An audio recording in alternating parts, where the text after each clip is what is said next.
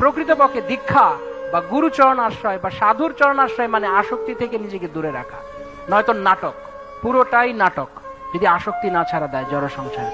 শ্রীল ভক্তি সিদ্ধান্ত সরোজ ঠাকুর প্রভুপাদ একটা ছোট কাহিনী বলেছেন। আসক্তিরূপ নোঙর আপনারা জানেন, তারপরে শেষ বেলায় এসে বলছি। রাজা তার ছেলেকে নিয়ে যাচ্ছে পরের দিন বিয়ে, সারা রাত নৌকা চালানো হয়েছে। তারপরে সকালবেলা উঠে দেখছে নৌকা যেখানে ছিল ওখানেই আছে। রাজা এসে বলছে, কিরে কি হলো? বলছে, মহারাজ আমি তো অনেক কষ্ট করলাম, অনেক নৌকা পাইলাম, নৌকা এইখানে কেন? তাকিয়ে দেখছে নোঙর তোলেনি। তো ভক্তিসিদ্ধ সরোজ ঠাকুর প্রভুপাদ বলছে, যতই হরি ভজন করো, যতই ভগবানের ফুল তুলসী চড়াও, আর যতই তুমি তোমার জপ করো আর যা কিছু করো, যদি আসক্তি না ছাড়াতে পারো জড় সংসার থেকে, তাহলে তোমার নোঙর এখানেই থাকবে, আসক্তি নোঙর, আর তুমি এইখানেই থাকবে। এই ভব সংসার থেকে আর মুক্তি হবে না। শ্রীল প্রভুপাদ কি।